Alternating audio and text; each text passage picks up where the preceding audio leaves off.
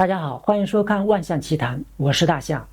2005年7月24日，失踪3天的15岁沙鹿国中国3的少年王荣生尸体被台中丰原的张伯伯在村子里的排水沟发现。发现时手脚被捆绑，脸部朝下，脚朝上，斜插在排水沟里。经台中警方刑侦后，犯罪嫌疑人张文蔚浮出水面。但令人难以接受的是，嫌疑人张文蔚竟然是15岁少年王荣生的干爹。真相一经媒体报道，民众一片哗然。那么已经45岁的中年男子为什么要杀害年仅15岁的干儿子王姓少年呢？这里面藏着一个什么样不为人知的隐情？今天我们就一起关注这起在台湾已经很少会被判死刑，而最终死刑定谳就立即执行的15岁少年被杀弃尸案。长按3连，马上开始。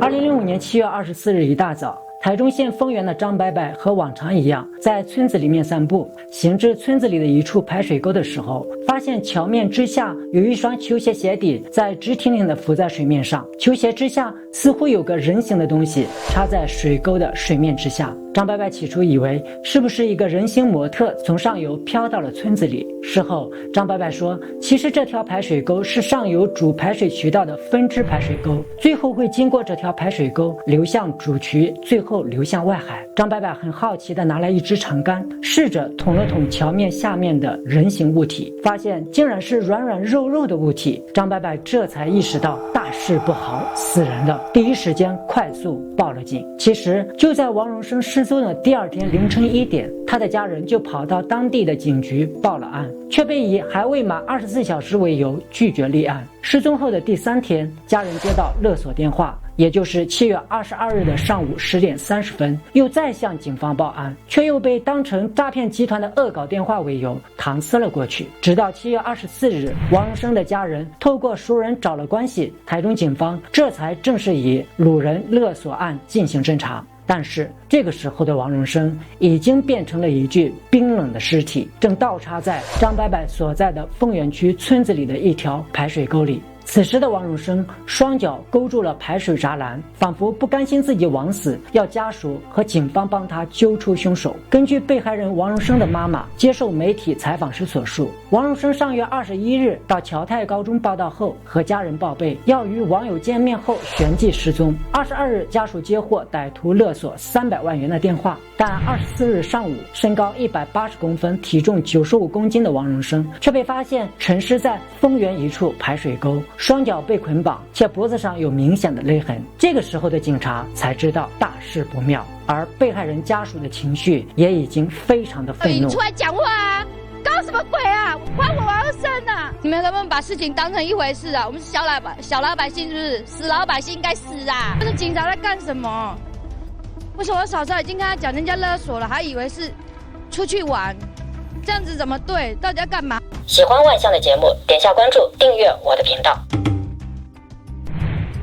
台中检警组项目小组加速侦办，走访被害人王荣生的同学时，同学说发现早在国小5年级，有一次王荣生到同学家去玩，说认了一个干爹，干爹常请少年吃牛肉面，有一次还买手机送给他，王荣生非常的开心。同时警方清查被害人电话记录，发现约被害人见面的网友张文蔚，也就是同学嘴里所谓的干爹，涉嫌重大。项目小组人员根据张文蔚网络 IP 地址以及他打给王荣生的通联记录，查出他不但曾于7月21日案发当天上午11点左右，在中市中清路一部公用电话打电话给被害人，相约碰面地点，并曾于22日上午10时驾驶作案箱体车出现在中市后龙街与民权路口，以手机打勒索电话，被路口监视器拍下。同时由于被害人与嫌疑人张文蔚碰面后，到当天傍晚5、6时许，王荣生曾多次以手机与家人同学联系，警方也发现嫌疑人与王荣生的手机讯号在同一基站出现，证明两人在一起，甚至嫌疑人的手机信号曾出现在弃尸地点一带。警方通过被害人的计算机译码查出张文蔚曾与被害人玩网络对赌游戏时积欠被害人2万元赌债。嫌疑人在7月20日晚上透过雅虎实时通网络聊天室与化名斗猪的王荣生聊天时，以要偿还被害人2万元，将被害人骗出，隔天再约定碰面地点。这一点似乎在警方走访王荣生的同学时也得到了佐证。这个所谓的干爹就是王荣生在玩一款叫做《天堂》的网络游戏时认识的。种种迹象表明，这个和王荣生交情不错的干爹张文蔚设有重大嫌疑。时任台中县刑警队副队长陈建煌当时接受媒体采访时说，需要他到案说明，但是这个时候张文蔚早已消失不见，我们找不到他。20天过去了，王荣生的遗体还冰冷地躺在冰柜里。直到8月11日上午，警方的侦办消息显示，嫌疑人正在搭车北上，埋伏许久的刑警最后从他左边额头上的黑痣认出他就是张文蔚，立刻将他铐上手铐进行逮捕。根据陈建煌警官的介绍，7月28日到30日这几天，发现张某2度持签名栏空白的女友芯片卡前往国光客运台中站刷卡买票前往台南，因而追踪其行踪并派人埋伏。只是这段时间张文蔚到底躲在哪里，能够让警方一无所获？出人意料的答案竟然是医院的家属休息室。病患家属听闻后惊呼：“真的假的哦？好恐怖哦！”属立丰原医院主任廖素玲表示，嫌犯就是利用没有陪客床的那个插卡床号，他进去那边睡觉。你还别说，这个张文蔚还真的狡猾，家里不能躲，网咖有临检，去医院提供给家属休息的区域，确实是一个又免费又安全的好处所啊！随后，警方从嫌疑人张文蔚身上搜出署名要给检察官、儿子和媒体的3封遗书，内容强调跑路藏匿并非是杀害王荣生，而是为了躲地下钱庄讨债。遗书中也透露了寻短念头，但警方认为这是张某为了混淆视听。而张文蔚潜逃的这近20天的时间里，张文蔚几乎不曾使用电话，也几乎与亲友断绝了联系。不过数次搭车前往台南与台北，甚至还躲到属立丰原医院加护病房的家属休息室。7月24日，被害人尸体被发现，嫌疑人张文蔚立即停用电脑及手机，甚至将作案用的箱体车弃置在丰原一处大卖场的停车场后，以公交车代步逃亡。他于7月25日搭车至台北中华路28、30及8月2日、4日，又从台中搭车到台南。逃亡期间一直在台中与台南之间往返。在台中期间，他就躲在属立丰原医院加护病房家属休息室，期间手机还被小偷窃走。警方逮捕小偷的时候，才意外得知犯罪嫌疑人躲在医院已经有3到6天的时间。等到警方跑到医院抓他的时候，只发现他留下的牙刷和毛巾。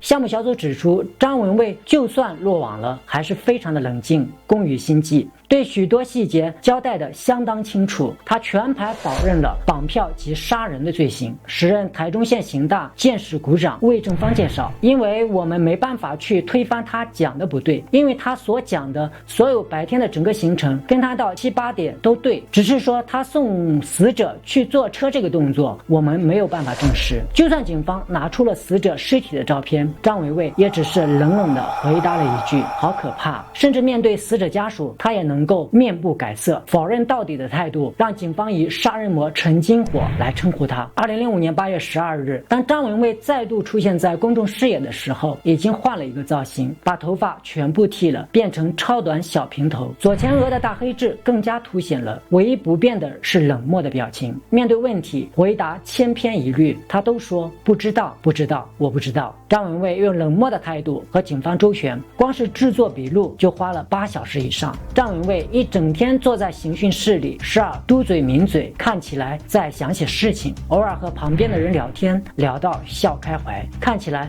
一点都不紧张。那么犯罪嫌疑人张文蔚为什么如此嚣张呢？警方之所以没有办法让张文蔚认罪的关键，就在于他们一开始取得的物证都是间接证据，而非直接证据。这也让张文蔚摆出了一副只要没有直接证据，警方又能奈我何的模样，简直就是死猪不怕开水烫啊！就在案件进入焦灼状态之时，新的物证出现了。办案警察在张文蔚停在大卖场停车场的箱体车内，除了发现许许多毛发以外，还发现了有一块大概2公分左右的一个透明的胶带，是不规则形状的，上面粘附了一些毛发，而且在这个透明的胶片上面有皮屑，是王荣生的。王荣生如果坐在这个车里，没事不会去拿着透明胶带往自己的身上去粘附，一定是被控制行动了，或者是被制服的时候才会这样。正所谓天道好轮回，苍天饶过谁啊。就在此时，如有天助，项目人员更是在张文蔚住家附近的一家土地公庙上发现了一袋塑料袋包着的东西，里面装的就是死者王荣生，包括了手机、手机电池、MP3、SIM 卡等等，而且在这个塑料袋上面以及相关的痕迹上面都有采获了张文蔚的指纹，这些让张文蔚没有办法狡辩的证据，再加上测谎，冷酷的张文蔚最后也只能乖乖的认罪。随后他坦诚，因为天堂游戏认识了王荣生，基于王家的家境富裕，他自己又欠债超过100万，于是计划绑架。由于王荣生体型高大壮硕，神志清醒的时候要绑架他肯定不容易，张文蔚便利用了王荣生对他的信任感，将他诱骗出来，并且以安眠药控制行动。不料因为王荣生抗拒，才会失手用电线将他勒毙，并且弃尸在排水沟中。事实上，涉嫌绑架撕票王荣生的张文蔚，在本案发的14年前，也就是1991年，曾绑架台中县东洋电机公司老板的千金，但在未取得赎款的时候就被捕了，被判处17年徒刑，却只关了6年2个月就被假释出狱了。假释期间又涉嫌王荣生命案，如遭检察官起诉，并由关护人撤销假释，张文蔚就要服完所剩的10年10个月残刑。2009年12月24日，法院判张文蔚死刑确定，认为他在假释期间不思悔改，又犯绑架案，杀死了被害人，犯罪手法极其残忍，人性良知已经泯灭，没有教化迁善的可能。2010年批准枪决的一共是4名死刑犯，其中张文蔚、张俊宏分别是绑架了干儿子、干女儿并撕票，柯世明则犯下了台南水塘双尸命案。张文蔚更是2009年年底才定谳，伏法前是最晚定谳的死刑犯。2010年4月30日晚间枪决执行，临死前再凶狠的人也变得软弱不堪。张文蔚最后是脸色惨白，双腿瘫软地被拖往刑场，结束了他罪恶的一生。根据当年媒体的报道，王荣生的家人指出，警方在侦办过程中出现了许多疏失，包括延误受理、装设录音机疑似产生杂音被识破、遗体发现时未立即勘验导致证据缺失，这样的办案方式家人无法接受，将于律师研究提出国赔，借此让警方能够更加积极的办案，不要再有人因其而受害。但专业律师指出，国赔案成立的关键必须要证明警方延误办案与被害人死亡之间有直接明显的因果关系。王荣生家属恐怕无法提出强而有力的证据来证明警方延误办案足以导致王荣生死亡。2006年2月7日上午，台中地方法院开庭受理了此案。台中县警察局副局长蔡金霸强调，县警察局已对沙鹿分驻所、清水分局4名相关人员惩处，警方已经尽全力侦办，并将犯罪嫌疑人张文蔚绳之以法。对于家属提出的国赔案，警方一切依法办理。法官认为，警员固然违反了刑案报告纪律，有疏失，但在确认是卢人勒赎案后积极侦办，而王荣生是因为呼救而遭到勒死，两者并无因果关系。以上，我们下次再见。